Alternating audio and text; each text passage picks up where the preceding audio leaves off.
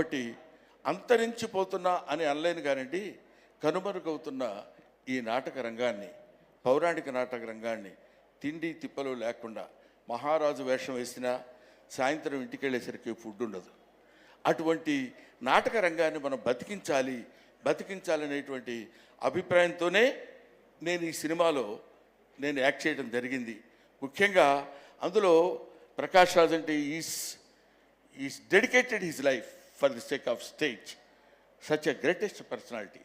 ఆయన ఇప్పటికీ ఒక నాటకానికి సంబంధించినటువంటి థియేటర్స్ కట్టించి నాటక రంగం బతకాలి అనుకుంటే ఎక్కడెక్కడో నాటకాలు వేసి ఎక్కడెక్కడో 10 రూపాయలు ఇస్తే ఆ ఉత్సవాల సమయంలో, ఆ పండుగల సమయంలో వాళ్ళు ప్రదర్శించినటువంటి 4 డబ్బులు తీసుకుని ఆ డబ్బులు సంవత్సరం అంతా వాడుకుంటూ నాటక రంగాన్ని కృషి చేసేటువంటి మహనీయులు ఎంతోమంది ఈ నాటక రంగంలో ఉన్నారు.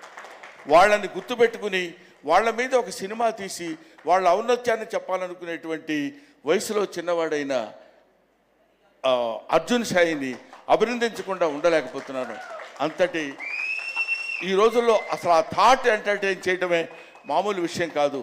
అంతటి గొప్ప దర్శకుడు అవ్వాలని, ఇప్పటికే మీ అందరికీ తెలియని గొప్ప దర్శకుడు నాకు తెలుసు కాబట్టి నేను చెప్తున్నాను, ఇంకా మంచి సినిమాలు తీసి, ఇంకా థాట్ ప్రొవోకింగ్ సినిమాలు, ఊరికినే ఏదో సినిమా తీసి బాగా చెప్పామని చెప్పచ్చు. లవ్ స్టోరీస్ ఎంతోమంది చెప్తారు, ఎన్నో రకాలుగా చెప్తారు. దీనికి బ్యాక్గ్రౌండ్ తీసుకోవాలనేటువంటి థాట్ వచ్చినందుకు నేను మనస్ఫూర్తిగా ఇతన్ని అభినందిస్తున్నాను, పెద్దవాడిగా ఆశీర్వదిస్తున్నాను. Thank you very much.